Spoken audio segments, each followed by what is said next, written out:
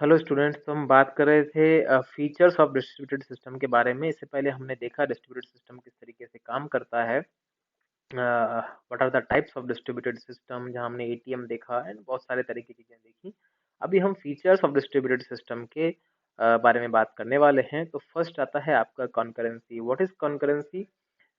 Multiple persons, अगर हम इसको एक नॉर्मल लैंग्वेज में बात करें तो multiple persons can work at almost same time is concurrency. The more people work on the same time, the higher is the your degree of concurrency. मतलब अगर मैं इसको आपको ऑपरेटिंग सिस्टम पढ़ाया था उससे अगर रिलेट करके दिखाएं, तो अगर एक प्रोसेस काम कर रहा है अभी एक रैम में आपका, तो आपके सिस्टम की डिग्री ऑफ कंकरेंसी आपको पता है कम है। अगर 100 प्रोसेसेस एट अ टाइम पर काम कर रहे हैं आपके रैम में, तो your degree of concurrency is improved. ठीक है। तो ये जो डिस्ट्रीब्यूटेड सिस्टम है, ये भी एक अपने पास में चीज रखता है कि distributed system working enhances the concurrent program execution in network environment. components of distributed system when try to access the shared resources at the same time। तो यही हमने कहा कि बहुत सारे शेयर्ड रिसोर्सेज हैं। शेयर्ड रिसोर्सेज आई होप कि सबको पता है, हमने ऑपरेटिंग सिस्टम में पढ़ा है। तो वो शेयर्ड रिसोर्सेज जो है वो जब सेम टाइम पर एक्सेस होते हैं, तो आपका डिस्ट्रीब्यूटेड सिस्टम जो है वो आपका कॉन्करेंसी के करीब आता है। ठीक है। It leads to concurrency, hence it optimises the performance of the network. तो ये आपके नेटवर्क का परफॉर्मेंस को भी बढ़ाता है। तो ये अपने आप में काफी अच्छी इसकी एक मैं कहूँगा फीचर है। उसके बाद आपका आता है हेट्रोजेनिटी। तो इसका अगर जनरल मीनिंग देखें तो अलग अलग तरह की चीजें के बारे में ये होता है। तो the internet enables users to access services and run applications over a heterogeneous collection of computers and network। आपको इंटरनेट जो है हमने पढ़ा, उसके एग्जांपल्स में कि ये डिस्ट्रीब्यूटेड सिस्टम का एग्जांपल है। तो वहाँ हमने ये पढ़ा कि इंटरनेट भी इसका एक टाइप है। और इंटरनेट देखिए वो हर तरह के सिस्टम्स को अपनी सर्विसेज प्रोवाइड करवाता है, अपने कलेक्शन ऑफ कंप्यूटर्स को या नेटवर्क्स को। तो वो देता है ये सर्विसेज। उससे उसको ज़्यादा वो नहीं होता है कि वो विंडोज़ है, लिनक्स है या कोई और तरह का कॉन्फ़िगरेशन है सिस्टम्स का। तो वो सबकी तरीके से मैनेज करते हुए चलता है। तो ये भी इसकी एक प्रॉपर्टी हो गई। और ये जो हेट्रोजेनिटी है, it applies to the following like networks, computer hardware, operating system, programming languages. और some developers are developing their softwares और implementing hardware programming through different different part of the world. तो वहाँ पर आपको ये मैनेज होने को दिखता है। Then your middleware as a software layer helps to achieve heterogeneity. हमने एक मिडलवेयर भी बनाई होती है, सॉफ्टवेयर का एल्गोरिदम लिखी होती है जो आपको हेल्प करती है कि ये हेट्रोजेनिटी आपकी अच्छी हो जाए। देन आपका ओपननेस आता है। What is openness? The openness of a computer system is characteristic that determines whether the system can be extended and re implemented in various ways. मतलब क्या हुआ कि आपका जो सिस्टम है वो एक्सटेंड हो सकता है कि नहीं हो सकता है, और उसको री इम्प्लीमेंट आप बहुत सारे तरीके से कर सकते हैं कि नहीं कर सकते हैं। तो it should open to the world. तो the openness of distributed system is determined primarily by the degree to which a new resource sharing services can be added। तो आप जितने ज्यादा रिसोर्स शेयरिंग की सर्विसेज को अपने सिस्टम में रख सकेंगे, उतना ज्यादा उसको ओपन माना जाएगा। तो ये ओपननेस है। इसके बाद आता है सिक्योरिटी के कंसर्न से ये चीज। तो वो क्या है? Many of the info resources, जो information resources होते हैं, that are made available and maintained in distributed system have a high intrinsic value to their users। मतलब कोई यूजर अगर काम कर रहा है, उसके पास में कुछ डेटा है, कोई इंफॉर्मेशन वाले रिसोर्सेज हैं जो कि बहुत ही क्रूशियल हैं काम करने के लिए, तो उस केस में क्या होता है, आप चाहते हैं कि आपकी इंफॉर्मेशन लीक नहीं होनी चाहिए, तो बहुत ही इंट्रिंसिक डेटा होता है, राइट। तो security for information resources has three components. तो ये थ्री कंपोनेंट्स में अपनी सिक्योरिटी को देखता है। जैसे कॉन्फिडेंशियलिटी हो गया, हमने पढ़ा है ये लास्ट में ऑपरेटिंग सिस्टम में भी। तो protection against disclosure to unauthorise individual, confidentiality होता है। देन इंटीग्रिटी के बारे में हमने पढ़ा, तो मैं बहुत ज्यादा इस पर नहीं जाऊंगा। प्रोटेक्शन अगेंस्ट अल्टरेशन और करप्शन, तो हमने लास्ट यूनिट जो पढ़ी है ऑपरेटिंग सिस्टम में, उसमें हमने कॉन्फिडेंशियलिटी और इंटीग्रिटी के बारे में काफी अच्छे से पढ़ा हुआ है।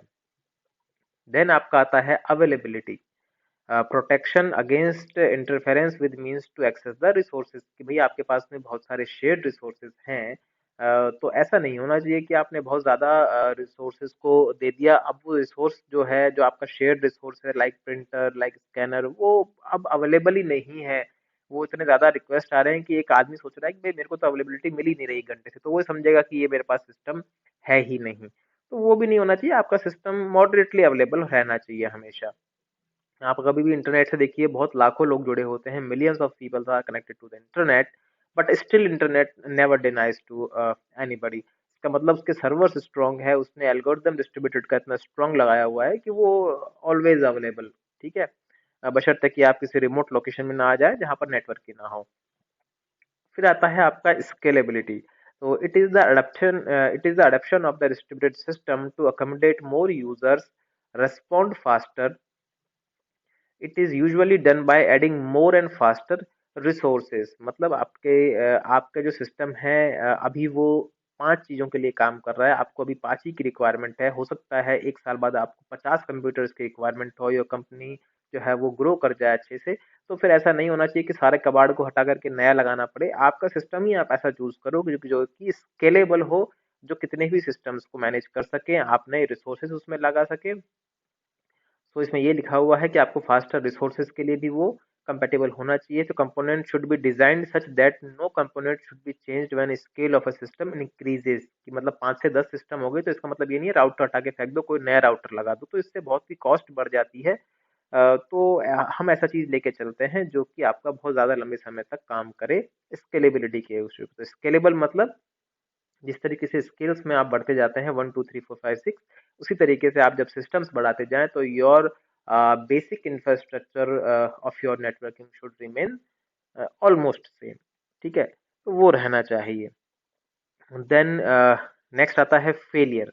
सो फेलियर में handling failure in distributed system are partial, that is some components fail while others continue to function. तो ऐसा नहीं है कि स्ट्रिक्ट है कि कोई भी फेलियर होगा ही नहीं, कि एक ने रिक्वेस्ट डाल दी तो वो फेल ही नहीं हो सकती, ऐसा नहीं है। इन केस मान लीजिए वो रिक्वेस्ट है और वो किसी भी कारण से पूरी नहीं हो पा रही है, तो बाकी जो लोग हैं वो अपना उस टाइम पर काम कर सकते हैं, ऐसा नहीं है कि पूरा सिस्टम ही फेल होकर के बैठ गया है, ठीक है।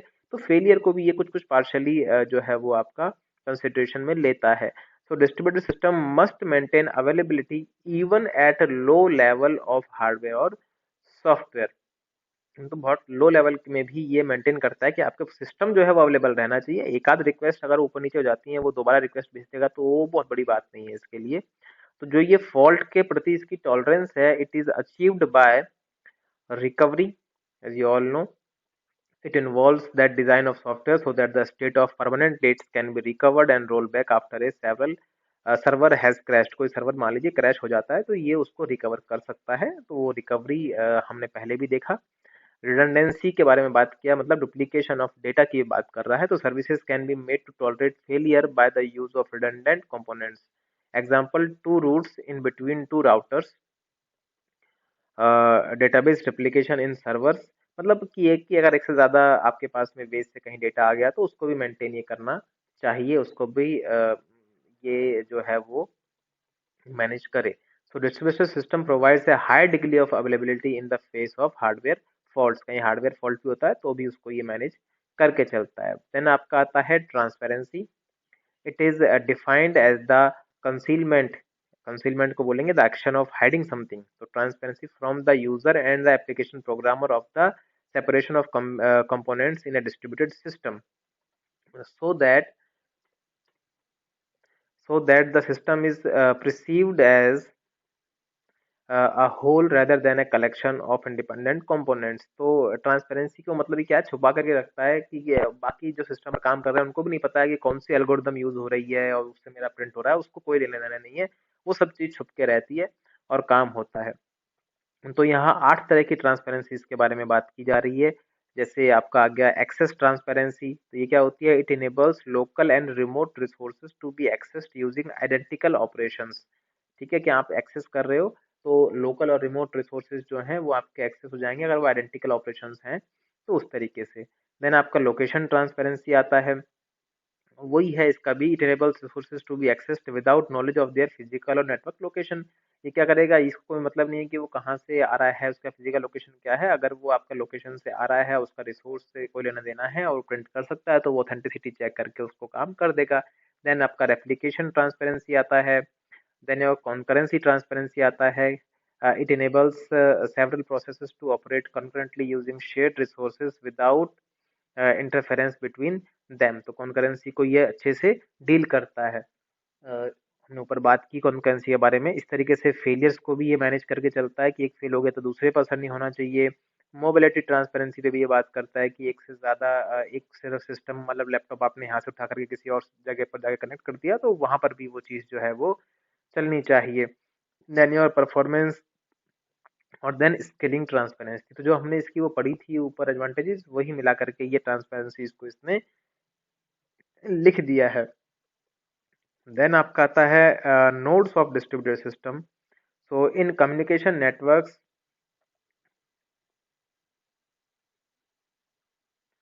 तो नोड्स ऑफ डिस्ट्रीब्यूटेड सिस्टम की बात करें कि वही आखिर में ये कनेक्शन कैसे होते हैं तो बहुत ज़्यादा टफ नहीं है।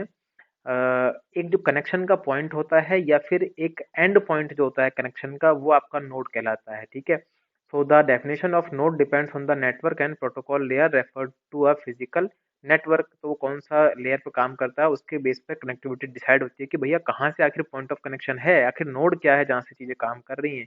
तो नोड क्या होता है? Node is an active electronic device that is attached to a network and is capable of sending, receiving, forwarding information over a communication channels. तो ये आपका नोड होता है।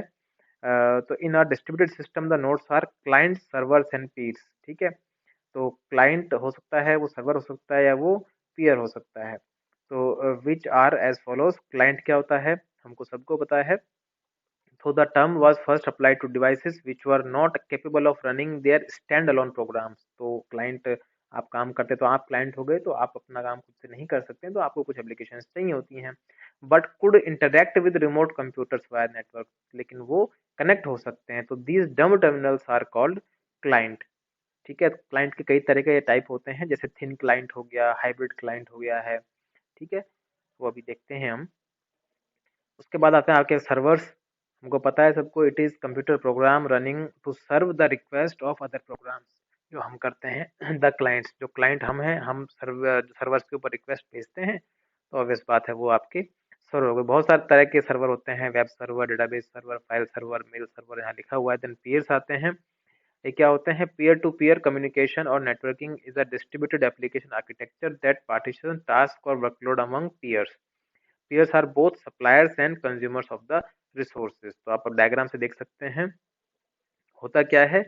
कंप्यूटिंग और नेटवर्किंग है पीयर टू पीयर। इसमें क्या होता है? डिस्ट्रीब्यूटेड एप्लीकेशन आर्किटेक्चर जो है वो टास्क को जो है वो पार्टीशन करता है और वो फिर पीयर से पीयर्स में काम चलता है। ठीक है। जैसे हम अगर नीचे देखें यहाँ पर ये दो तरीके होते हैं। यहाँ पर मान लीजिए आपका सेंट्रल कोई नहीं है, ये सारे सिस्टम्स हैं, पीयर्स हैं, ये एक दूसरे से कनेक्ट कर रहे हैं पर कोई सेंट्रलाइजेशन यहाँ आपको देखने को नहीं मिल रहा है।